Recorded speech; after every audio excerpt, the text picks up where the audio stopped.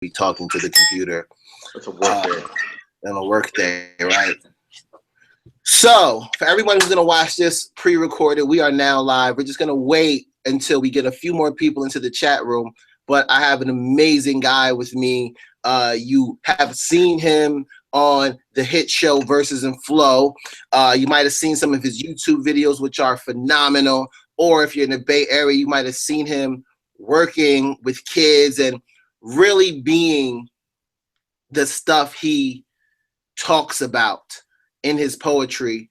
The man, the myth, the legend, Prentice Powell.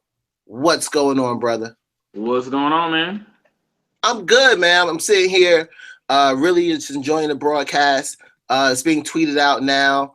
And again, before we start, I know you and I have been getting to know each other. How excited are you for this Google Hangout that we're about to do? Man, I'm juiced. I mean, how can I not be excited? It's an excellent opportunity, man. You get to know people, get to build, get to speak, get to respond. I'm happy. Yeah. Now this is season 5 of Versus and Flow. Yeah. How is it coming back to your show? You know what? It's this season 5 was it was different than all the other ones, man. I came back with a different mentality. I have a different mindset. There's a lot of growth. Once you adapt the business mentality to the aspect of your craft and your passion, man, it kind of changes your focus. But it was the best season so far. I've been blessed to be on it 5 seasons, man. But it definitely was the best so far. I know you were on it as like a performer, right? And now you're actually part of the cast. Like you're part of the broadcasting and the hosting team. How does that make you feel to actually, be more involved? Honestly, it secretly it's really great inside because that was one of my goals. I told myself after season 1, my goal was to make it back to season 2 somehow. And I was fortunate enough to do that. And Walton Isaacson has believed in me more than I believed in myself at times, to tell you the truth. And so to come back as a behind the scenes host and to actually see a different aspect of television and how it works and be able to display a talent in a different capacity, it was an amazing opportunity, man. We had a lot of fun. We had a whole lot of fun. Yeah. Now, are you on stage this season as well? Because the words you be spitting on stage and in your poetry, they're so deep and so heartfelt. So do you get to perform as well? Thank you. Yes, I do. Last week on the 10th of September, there was an episode that aired where I performed individually, and the season finale, which is this Thursday night, featuring myself, a brother named Chief, and the legendary Black Ice, who was one of the first poets I ever saw that made me pick up a pen. We have a poem together that Chief wrote called Hashtag. Oh, cool. We get to perform that, and the musical guest is Jussie Smollett from Empire. So it should be a good show. Awesome. Black Ice is one of my favorite poets as well. Yeah. We have the same name. My real name's Lamar. His name's Lamar. And I had the opportunity of meeting him once in Atlanta when the other poetry show went on tour. So he's a great guy. Can you tell us a little bit about just sort of the concept of behind Hashtag? So the concept behind Hashtag, originally it was actually written by Chief. It was his poem. He sent it to us. I wrote a little bit to it. It's really a poem for those who can't speak anymore because they're not here. It's a poem for you. It's a poem for me. It's a poem for every Black man who's had any encounter with the police. Straight up. That's what it's about. It's honoring and recognizing those who aren't here anymore and just really, Lexus Versus and Flow, they gave us an opportunity to say how we feel without censoring ourselves. Yeah. You said anyone who interacted with the police. When you're driving around in that Lexus, because those Lexuses are so nice. Man, aren't they? It's always a thing. Speaking of Lexus, I know we talked about that. What's your favorite one? Ooh, you know what? I have to say old school, man. I'm from Oakland, and I remember the ones that we used to see on the streets, man, were the SC 400. And to this day, man, that's still my favorite Lexus that came out. I like that. I know you were talking about the GS. I love the GS4. Yeah, the GS. My mom had in '96. My mom had an ES 300. It was champagne with the champagne tint. She used to ask me to go vacuum the car out. You know, I used to take about 2 hours, drive through the movie theater, probably 4 or 5 times. And she had an RX 350 too. So my mother loves Lexuses. So yeah, it's amazing. You know, Can you talk a little bit about the grind of what you do? Because not only are you a poet who's on national TV, you are also, you know, you do a lot of work with kids. Right. So I have a day job. I have a career. I work with disadvantaged teens in Santa Clara County that are in foster care juvenile system. So I'm across the gambit. I'll be in a school one day. The next day, I'll be out in the community with a kid.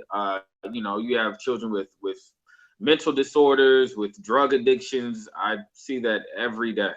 And so, you know, my job within my organization is to assist the kids wherever they need help. So if it's getting a driver's license or figuring out how to use public transportation or helping them in school or taking them to a doctor's appointment, we do it all.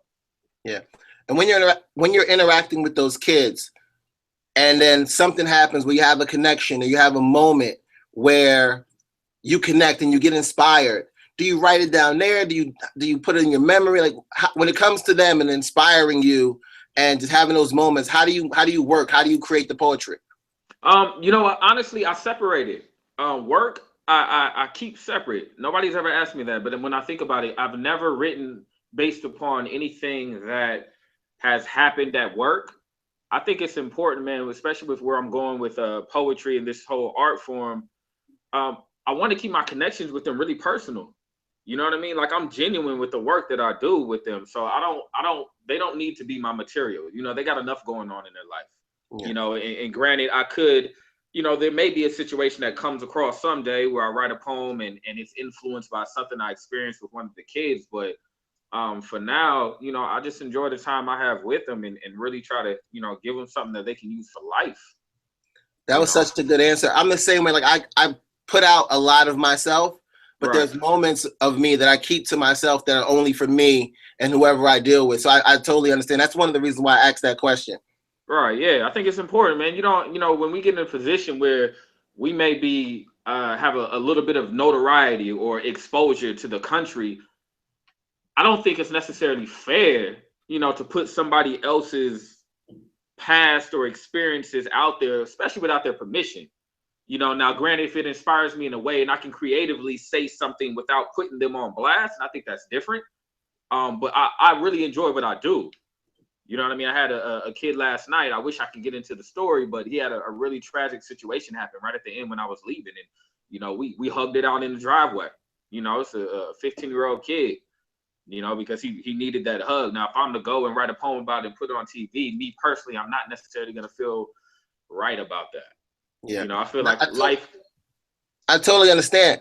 And it's people like you, and I don't want to say people like me, but it's people like you who we need. We need those positive influences as Black men and just as men in general, because when you're going through stuff and you go through all this stuff that created Black Lives Matter and that created hip hop and that created Slim Jesus, you know that you have moments where you need to connect to someone who's going to tell you, hey, man, that's not the way to go. Or, hey, brother, I'm there for you. How can I help you?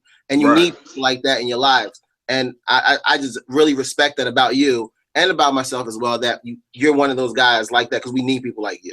Thank you, man. I think it's important. You know, it's like I was telling you earlier. You know, I'm a fan of your work and the way you get and you interview these people. And I told you keep it really genuine and you keep it professional. It's a balance to everything.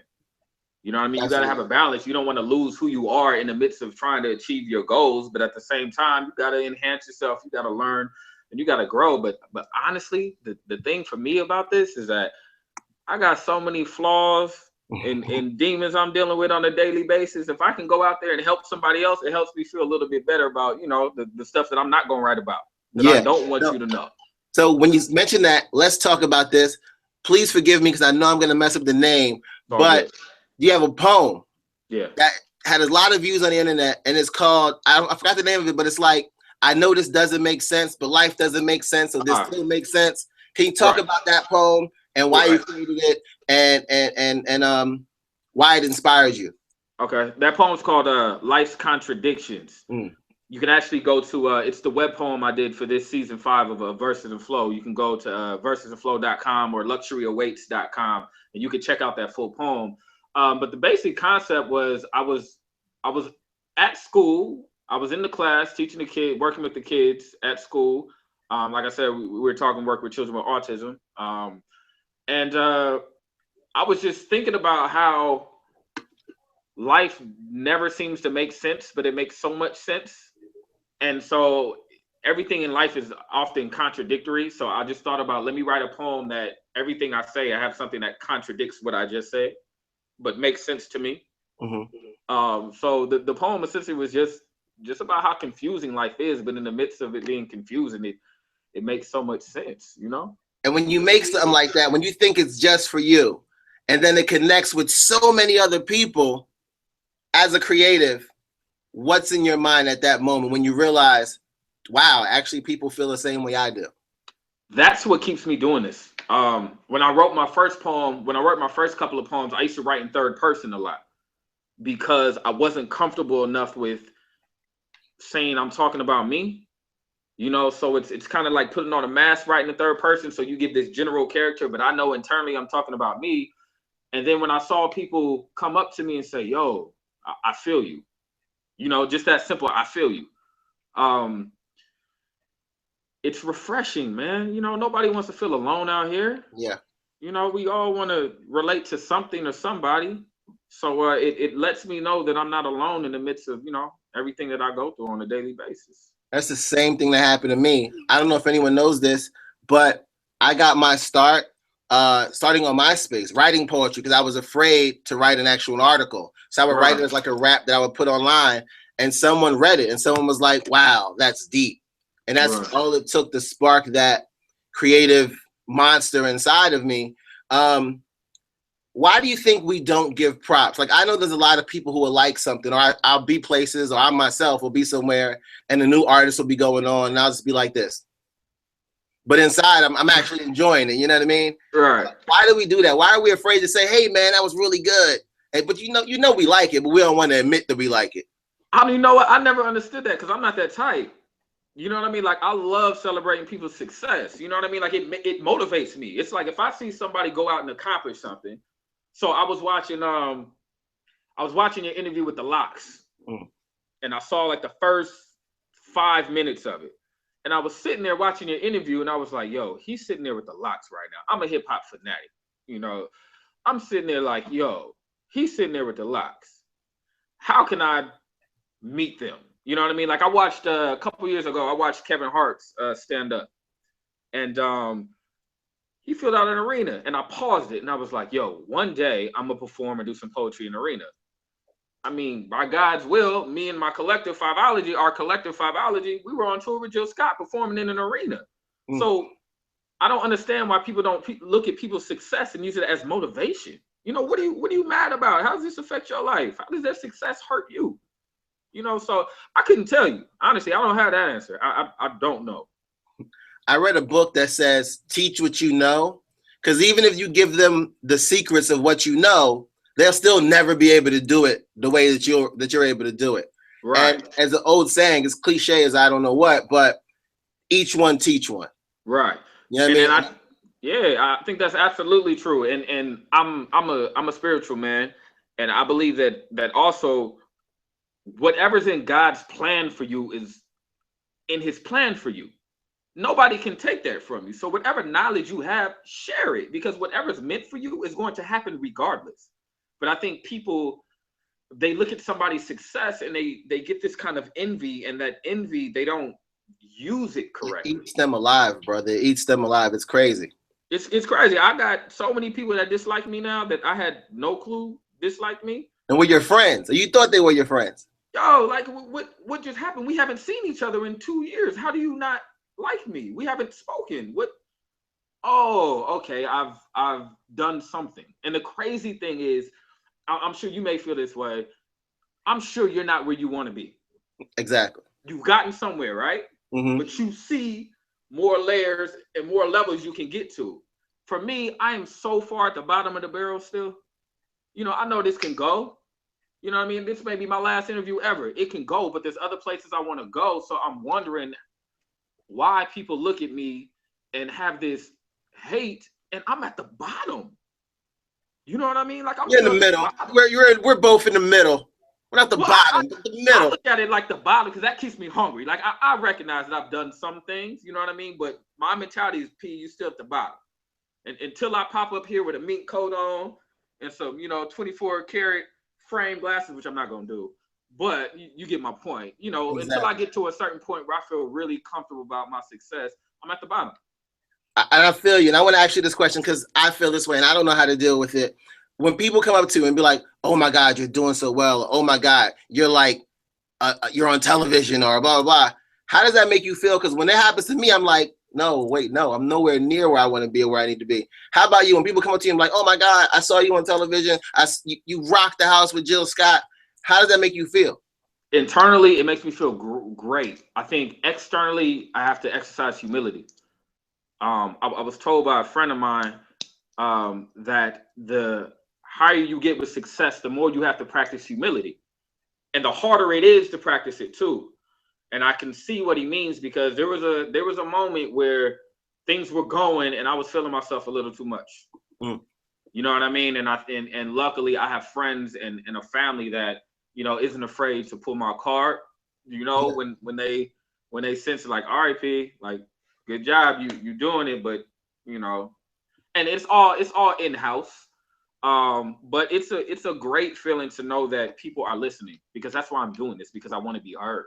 Yeah, that's amazing. I wish I felt like that. I feel so awkward. Like, no, do you? Don't like what I do. I like them to like what I do, but I just feel like, no, wait, no. I get it. I don't like talking about myself a lot, and I don't like watching myself a lot either around other people. If I'm studying or I haven't seen it yet, then I'll watch it and I have my moment. But I'm like that too. I don't like a lot of focus. I'm actually kind of an introvert off stage, man. I'm not as outgoing and expressive. If I don't know people in the room, I actually will sit down and be quiet. It's not because I'm a jerk. It's just that, I'll speak, but right now I get it. Question. Yeah. Why did you write your first poem? Why did you pick up the pen and say, I'm going to put this into poetry? Your first one. My cousin Tyson. I got a cousin named Tyson Amir. He's a dope MC. When we were growing up, everything he did, I tried to do. Basketball, football. I used to break his toys and I used to come over. He came to my library and he did a poem. And it was one of the dopest things I ever seen.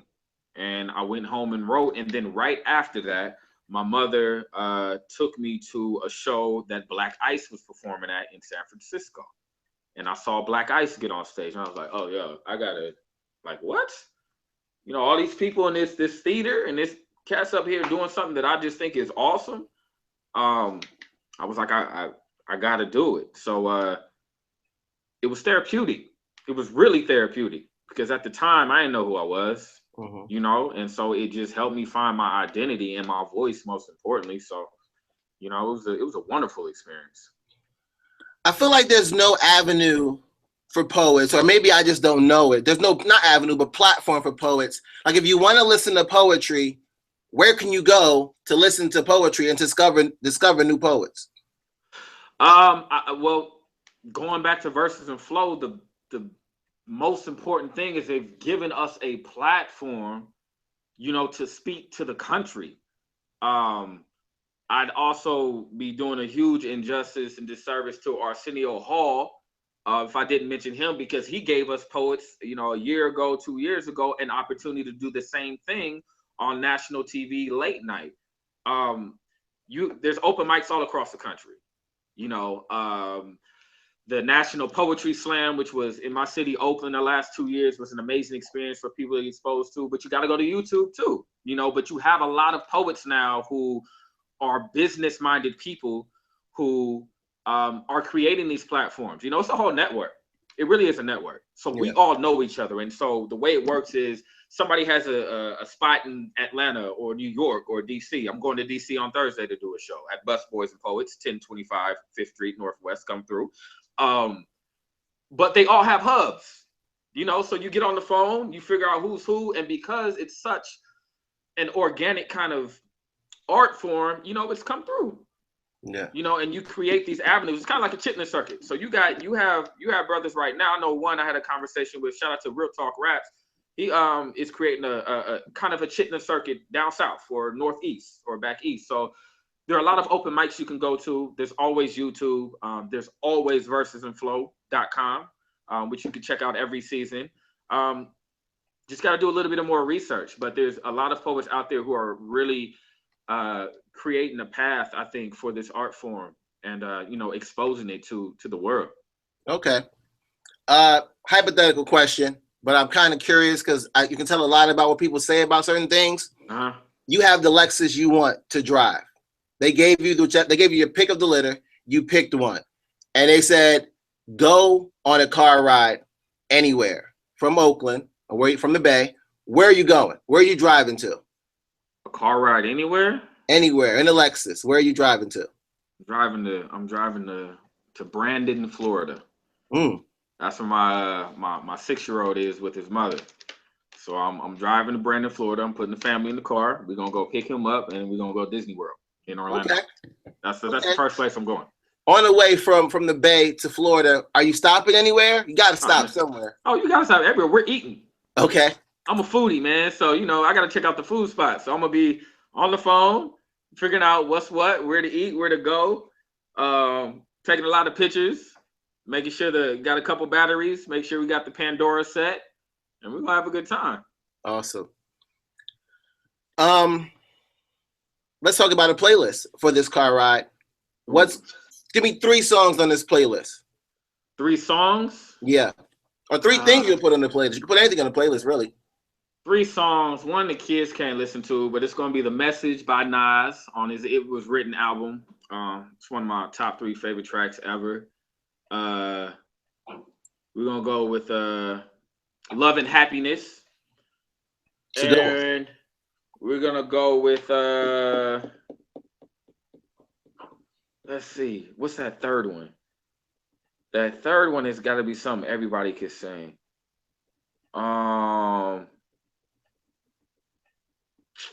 Man, that third one is a toss-up. I don't know. That's hard. I got to pick 3. I don't know that third one. It's gonna be something by Stevie Wonder though. Okay. My favorite Stevie Wonder song is These 3 Words. It's my favorite. These 3 Words is a classic. Yeah. Love that one. Ribbon in the Sky is mine. So, what's one thing people should know about you? Like, if they know anything about you, what should they know? There's a lot more to me than my poetry. I tend to write from a certain space, but I'm corny. I'm not funny when I try to be funny. I love having fun. I tell bad jokes, but I think they're funny, so I'm good with it. Do you have a go-to joke? You say what? You have a go-to joke? I do.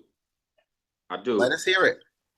All right. So there was this kid, right? He walked into the kitchen. His mom was like, yo, I'm making macaroni and cheese tonight. I need you to go to the store and get a wheel of cheese. He was like, a wheel of cheese? She was like, yeah, a wheel of cheese. He was like, what's a wheel of cheese? She was like, a wheel of cheese is basically a wheel of cheese, son. I need you to go to the store and get a wheel of cheese. He was like, okay. But the store is at the top of a hill. So she sent him to go get a wheel of cheese. He went up to the top of the hill, purchased the wheel of cheese, and he dropped it on his way walking down the hill. So he dropped it. The wheel of cheese started rolling down the hill. At that point in time, this man, we're going to call him Tom was getting into his car, opened the car door, seen the wheel of cheese coming down, and picked it up. Tom put the wheel of cheese in his car, brought it home to his wife who was cooking, was like, look, honey, I got a wheel of cheese. She was like, oh, where'd you get it from? He was like, oh, I found it rolling down the street. And she was like, oh, what kind of cheese is it? He was like, I don't know. It doesn't have a label, but I think it's nacho cheese. And she was like, why do you think it's nacho cheese? He was like, because when I picked it up, some kid was running down the hill screaming, that's nacho cheese. That's good. That's good. That'll get a nice chuckle. I think it's funny. Yeah. Yeah, it works for me. I think everyone should have a go-to joke. It's an easy way to break the ice. Go-to jokes, as long as you have like 1 or 2. Yeah, people never laugh at it though. I laugh. Yeah, well, that's cool. You know, we here. We're there. We are. Yeah. So we're wrapping up. We got 2 minutes left. I do need to announce the winners of our contest. Give me 1 second to pull that up. And remember, folks. So the winners are Natalie from New York. I'm gonna butcher this name, and I apologize ahead of time. It's Muktaru from Virginia. Muktaru. Muktaru. That sounds right? That sounds right. We go with it. Also, I do want to let everyone know that Lexus Versus and Flow, the season finales airs September 17th at 10 p.m. Make sure you watch it. Check your local listings to see what channel it's on. This guy is going to be on there with a great poem called Hashtags. Is going to be what you're saying on the finale, right? It's with Chief and Black Ice. It's Chief's poem, myself, Black Ice. You allowed us to get on it. Hashtag with Jesse Smollett. You can check it out 10 o'clock. VersusandFlow.com, LuxuryAwaits.com. Also, download the app.